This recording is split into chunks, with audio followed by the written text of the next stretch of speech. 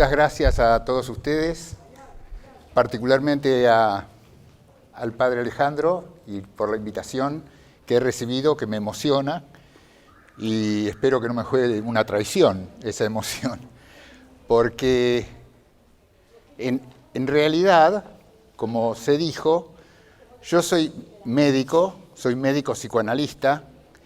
El foco mío más importante, creo yo, es el de la vinculación de los niños con sus padres. Entonces yo voy a tratar de hablar. Ya cuando venía para aquí, iba pensando cómo les voy a hablar, ¿no? A mí me molestan los PowerPoint porque me parece que marcan una distancia con aquellos a los que le voy a hablar. Pero hay muchas veces que esa distancia uno la busca, como leer un texto, por ejemplo, uno busca esa distancia para que no haya una cercanía tan grande. Esto es un buen ejemplo de algo que pasa y que es una de las cosas de las cuales les quiero hablar porque me parece que les puede venir bien. ¿Qué interferencia que tiene la tecnología o los más media sobre todo, pero todo lo tecnológico, con el acercamiento a lo singular de cada uno? Copio un poco las palabras del padre Alejandro para decirles que en realidad hay un filósofo francés ya muerto, Deleuze se llama, que dice una frase difícil de entender, pero que va a la sustancia de esto. Dice así: el encuentro es lo contrario del reconocimiento. ¿Qué quiere decir? Que el encuentro hay que hacerlo y no se lo hace por conocer. Se lo hace, yo puedo tener el currículum vitae de cualquiera de ustedes, o ustedes pueden escuchar todo lo que dijo acá el presentador acerca de mí, pero eso no va a ser un vínculo, no va a ser un encuentro. El encuentro tiene que ser algo que se genere de manera más o menos espontánea. Así, un encuentro sin reconocimiento. Porque el encuentro ese tiene que ver con algo singular de cada quien, ¿no? Por ejemplo, si a mí me preguntan en Buenos Aires, donde vivo, ¿cuántas personas había escuchándote? Yo puedo decirle un número, porque los cuento así como 1, 2, 3, 4, 5, no los voy a contar, pero pongamos que diga 310 personas. Pero el yo numerar 310 no quiere decir que yo conozca a nadie de ustedes. No he entrado en contacto con algo de ustedes. En mi experiencia profesional como psicoanalista, no me interesa casi ninguna particularidad de las personas que veo, casi, me interesan, pero no tanto. Y sí lo que me interesa es lo singular de cada uno, eso que no tiene repetición posible. Cada uno de nosotros dentro de sí guarda algo dentro de sí o fuera, dentro y fuera, hay que decir ahora, guarda algo que es absolutamente singular, propio e irrepetible.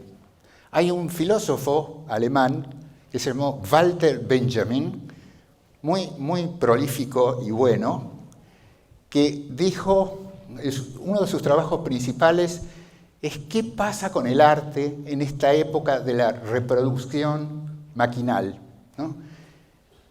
Y esto mismo se aplica a esto. Las obras de arte no se pueden hacer un catálogo de las obras de arte, tampoco se puede hacer un catálogo de las singularidades de cada uno. Yo les quiero decir dos cosas que en la conferencia que tenía en la mente me suenan como difíciles de articular. Quizá con la ayuda de ustedes voy a poder. Son estas. Una es un cierto elogio a la ignorancia. En esto me acompañan algunos grandes pensadores, en realidad yo lo leí en algunos grandes pensadores. Uno contemporáneo se llama Jacques Rancière. Jacques Rancière tiene un libro muy recomendable que se llama El maestro ignorante. Ese libro relata la experiencia de Jacques Chapotot, ni me acuerdo el nombre, que este maestro, en el siglo anterior al pasado, fue de Francia a Holanda, expulsado de Francia por cuestiones militares y todas esas cosas.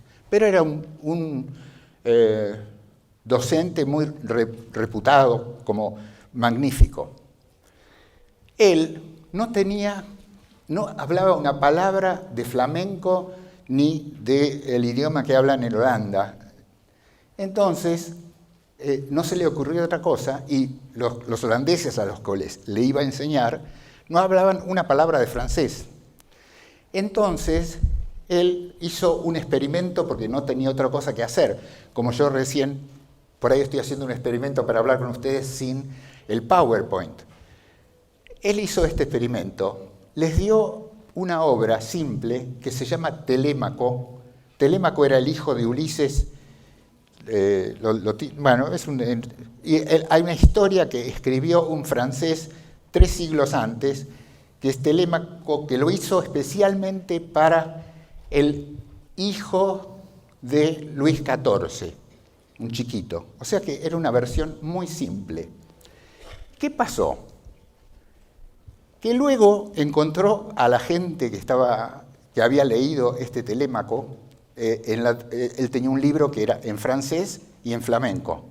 Entonces él les dijo a aquellos que habían hecho esta autotarea de traducción del Telémaco y aprendieron así francés, que escriban una monografía sobre algo en francés. Para su asombro, los alumnos en pocos meses hablaban perfectamente el francés y además escribían cosas muy lindas. Él saca esta conclusión. Es el primero que cuestionó un aspecto de lo que es la educación. Cuando la educación va de alguien que sabe a otro que ignora. Cuando se produce esa distancia y se cree que la educación es una traducción de la mente de un iluminado a la mente de un ignorante, él dice Rancière, que lo que estamos haciendo es generar de entrada una desigualdad para después tratar de hacer que la educación consista en lograr la igualdad entre los dos. O sea, uno arriba, el maestro sabio, el sabiondo, uno abajo, el alumno ignorante, y esto es la manera habitual que tenemos de trabajar, es lo que está popularizado, pero que genera para la máquina con la cual podríamos trabajar los docentes, que es acercarnos nosotros hacia el lugar de nuestro alumno y hablarle desde la llaneza, desde cosas que todos sabemos, y desde ahí tratar de empezar a hacer que él pueda producir, que es distinto a explicarle lo que él tiene que aprender. Lo que pasa es que yo, por lo menos, me parece que gran parte de la audiencia, he sido educado con esta manera de entender la enseñanza, como leer un libro, etcétera, etcétera, y aprender todo lo que los demás saben. Ahora vamos a ir a ver les quiero hablar un poco más de la ignorancia. Después vamos a hablar de lo que está pasando en la familia hoy, que me parece que les puede venir bien. Pero hay algo que es bueno de lo que está pasando hoy, que es que el maestro no tiene por qué ponerse del lado del que sabe todo, porque ha aparecido un nuevo personaje que se llama Internet, Google, que tiene mala fama, pero que hace que el maestro pueda correrse un costado de ser el que sabe y explica. Simplemente tiene que sostener, por así decir, el proceso de aprendizaje. Acerca de la ignorancia, hablaron otros. Por ejemplo, Heidegger, no sé si lo tienen, es un filósofo alemán, controvertido, pero muy influyente en toda la filosofía contemporánea. Él tiene un librito que se llama ¿Qué significa pensar?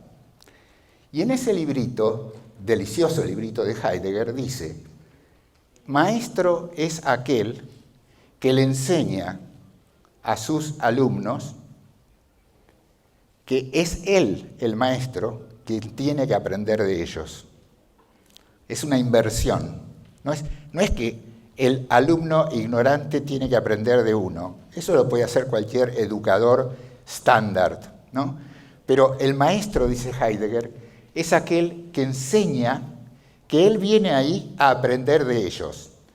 Yo cuando me imaginé cuál era esta reunión que íbamos a tener, me imaginaba, no sé por qué, subestimé al grupo de ustedes y la convocatoria que tienen, y me imaginé que íbamos a hacer 15, 20, y entonces yo iba a empezar diciéndoles: explíquenme ustedes, haciéndome el Heidegger, explíquenme ustedes, quiero aprender de ustedes qué es lo que les pasa en lo cotidiano de la enseñanza. Quiero saber la singularidad de los problemas que tienen, porque si no, nos vamos a una generalidad que nos aleja del punto. Y yo me convierto poco a poco en alguien que está diciendo cómo son las cosas y no en alguien que pueda interactuar en vínculo con ustedes para que ustedes me cuenten y armemos algo juntos. Mala suerte. Tal vez podemos armar algo, pero no con esta distancia. Otro gran pensador fue un sacerdote en el año 1400, que se llamó Nicolás de Cusa. Escribió un libro que se llama La Docta Ignorantia. Por supuesto, en esa época se escribía en latín. Yo no lo leí en latín, no podía haberlo leído, pero lo leí en su traducción. Y lo que dice Nicolás de Cusa es magistral. Él dice que para acercarse a Dios, y me estoy metiendo en territorios que no domino tanto, pero les cuento porque puede ser muy importante, es necesario ser ignorante, tener la docta ignorancia, porque para tomar contacto con lo sublime, así como para tomar contacto con lo propio de cada uno, con lo singular de cada uno, yo no puedo saberlo de antemano, no puedo saber nada. ¿Qué está delatando esto? Que el saber, el enciclopedismo, la cantidad de conocimientos puede llegar a taponar, a ser de tapón, de una propiedad que tenemos todos desde hacer encuentros y conectarnos con lo singular. Lo que decía de Cusa es que para conectarnos con Dios tenemos que despojarnos de toda la cantidad de información que tenemos, ¿no? Para que la esencia de algo no comprendido podamos establecer un contacto con eso, ¿no? Es un libro bien famoso y bien lejano, hace mucho tiempo. Voy a contarles un poco cómo veo yo, es un tema aparte, pero espero que lo podamos conectar con este que estuvimos hablando, cuál es nuestra situación con la familia. ¿Qué es lo que está pasando con la familia en este momento?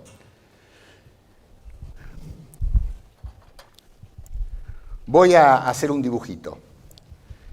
Esto, que podría poner padre y madre, lo mismo.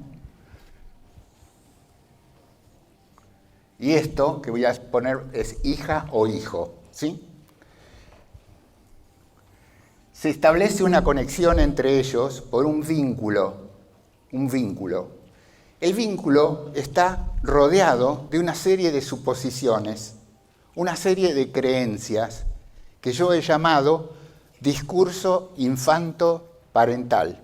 Les quiero decir qué quiero decir con discurso, porque es una palabra a veces tramposa que usan la gente erudita. Yo con discurso quiero decir lo que hace que las cosas sean como yo creo que son. ¿Se entiende eso? ¿Sí? Todos manejamos un discurso que hace que las cosas que vemos sean como creemos previamente que son. Era previo que yo creía que esto iba a ser así, y entonces cuando lo veo, descubro que es así. Transformo, decía Foucault, que era un filósofo francés, también muerto. Entonces, cuando digo discurso infanto-parental, es la creencia que hubo, sobre todo en la modernidad. Con modernidad me refiero a más o menos desde el 1500 o 1600, pongamos, hasta 1950, por poner una cifra. A eso llamo modernidad. Es una época absolutamente singular de la humanidad y en donde vamos a ubicar que toda la relación parento-filial y filio-parental, las dos, están algo así como armadas por un discurso. Que esto tenga continuidad, no es banal. Fíjense que esto es la célula básica de lo así llamado transmisión transgeneracional. ¿Por qué? Porque los padres, van a tener una relación con su hijo y los hijos con su padre, de tal manera que después puede haber una especie de mimesis. O sea, este hijo en la generación siguiente va a ser padre. Y puede ser que tome cómo son las cosas, cómo han sido las cosas de él como hijo, para reproducirlas de él como padre. En realidad es lo habitual de esto, ¿sí? Esta relación tiene distintos vectores. Este vector, en la modernidad, que estoy acá, tiene una característica, que es que el niño, para ser hijo, supone que las incertezas a sus preguntas, las dudas que tiene, las cosas que le generan angustia, preocupación, están como escritas. Ahí voy a ser un padre, en la cabeza del padre. Ahí está el padre o la madre, puede ser y están escritas ahí. No literalmente escritas, pero que él lo sabe. ¿Sí? Entonces, esto es muy importante para los niños, porque los niños pueden descansar con seguramente ellos saben, mis padres saben de estas cosas, por eso es impropio preguntarle, ¿qué vas a hacer cuando seas grande? Los chicos chiquitos por lo menos se quedan como preguntando, ¿de qué me habla? Y tienen razón, porque ellos suponen que acá hay un escrito, como si vivieran una novela, que está escrito el guión principal en la cabeza de los padres. ¿Sí? Los padres creen que no, creen que son los que tienen, la idea es que los padres creen que ellos determinan lo que pasa con los hijos, ¿no? Pero no es así, ambos se determinan. Esto es lo que seguramente Magali les explicó o les va a explicar o les dijo o dice, que es un vínculo, en donde no hay ningún polo. Uno se pone en el lugar, todo nace en el entre, el padre y el hijo, algo que es inmaterial, genera la subjetividad de hijo del hijo y de padre del padre. ¿Vamos? ¿Hasta acá? Bueno, ahora quiero decirles que el padre también se relaciona por medio de un discurso, de nuevo se los digo, eso que hace que las cosas sean como uno las piensa, con el discurso que modela lo que él piensa de ser padre. Estamos hablando de la modernidad. Este padre, los padres de la modernidad, lo que hacen es, con una cierta ignorancia, aceptan esta posición. Hay una cosa típica, no sé cómo se da acá en Perú, por ejemplo, con el Papá Noel. Hay muchas veces que los chicos y los padres, con el Papá Noel o alguna otra, o los Reyes Magos, ¿no? Los hijos tal vez medio sepan que son los padres los Reyes Magos, pero siguen sosteniendo esa ilusión, como dentro del discurso. Y los padres saben que no son ellos los Reyes Magos, pero la celebración del 6 de enero los hace ser como ser parte de esta historieta, ¿sí? O sea, esto está dentro del discurso, era así, ¿sí?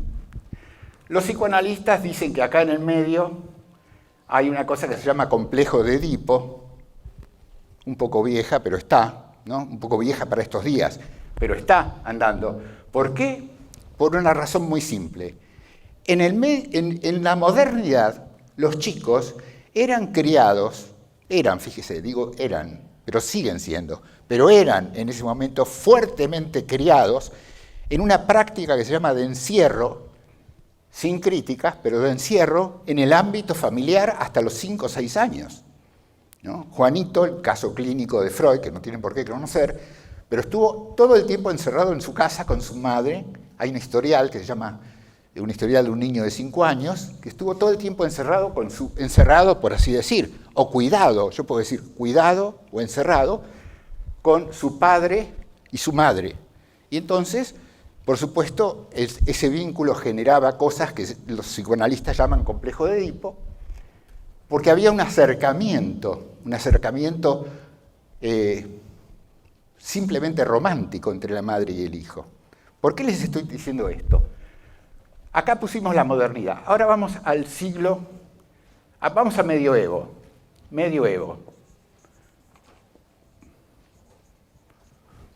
Perdonen la letra. Si vamos al medioevo, no existía nada de esto.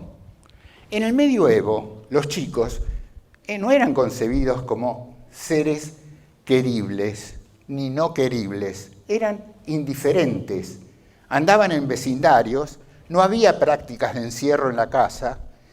Es más, en el medioevo, en París, creo que el 80% de los niños eran criados después de nacer por una baya, que era una mujer que estaba en el campo y les daba la teta, ¿no? En este sentido, pero eso estaba dentro del discurso de la época, que hace que las cosas sean como uno piensa que son. Entonces, en esta época de medioevo no había esto. Directamente los chicos estaban criados por un entorno familiar grande, se esperaba que nazcan y crezcan sin que hubiera instituciones educativas. No se comprendía el lenguaje del niño como diferente de los grandes, sino que se pensaba que los niños eran como brevas que después se transformaban en higos. Esto lo dice Philippe Ariès, que es un gran estudioso de la infancia en todas las etapas, ¿no? Y entonces esto ocurre en la modernidad. Y yo quiero resaltar que esto que ocurre en la modernidad hasta 1950, hasta entonces, que sigue por inercia existiendo, es una cosa absolutamente particular de la historia de la humanidad. Esta familia, si ustedes ven, si tuviera el PowerPoint, les iba a mostrar, por ejemplo, los cuadros, al niño del medioevo no se lo representaba. No hay cuadros de niños en el medioevo. Porque dice Philippe Ariès que son como despreciables. Inclusive San Bernardo dice una frase que me parece interesantísima. Dice que Cristo tuvo la valentía de llegar al mundo como un bebé. En cambio, Adán eludió ser un bebé, porque ser un bebé era como algo desagradable como presentación, no querible, no es que el niño simpatizaba a los demás. Entonces, vean en los museos, en los libros, los cuadros en donde sí figuran los niños, que son los cuadros o las esculturas que representan a la Virgen María y al Niño Jesús. En el medioevo, la Virgen María sostiene al Niño Jesús. El Niño Jesús es una persona grande, no sé si recuerdan algunos haber visto alguna figura del medioevo, yo después les paso unas fotos para que los veamos, pero en tamaño un poquito más chico. Y además, ni se miran ni se tocan. La Virgen María lo sostiene al Niño Jesús con ropa en el medio y además mirando hacia enfrente. Bueno, vean después un cuadro de, por ejemplo, Rafael, que acá empieza la modernidad, empieza con Rafael o Miguel Ángel o estos pintores, y van a ver que los cuadros de la Virgen María y el Niño Jesús son de alta ternura, de alto romanticismo, ¿no? Donde la madre está mirando al hijo con emoción, con cariño, con desvelo, y el niño también la mira a ella, ¿no? Esto es muy propio de esta época. ¿Para qué les digo todo esto? Porque esto que se consolidó en la modernidad está en estos momentos cambiando, y dramáticamente, y es lo más importante que tengo para decirles, que es cómo evalúo yo que esto está cambiando, cómo está cambiando la familia en estos momentos. No solamente porque los padres se separan más que antes, no solamente porque el juntos hasta la muerte, que dicen en los registros civiles, o el padre que casa a dos personas, está siendo no siempre cumplido, son realidades, ¿no? Sino porque además ocurren situaciones complicadas que voy a tratar de explicarles lo mejor posible. Una es que en este cuadro que yo les dije que ocurre en una especie de práctica de encierro, lo digo sin subestimar, hay prácticas de encierro que producen cosas muy, muy, muy positivas. Esta pudo haberlo producido, pero en este momento está interferida por un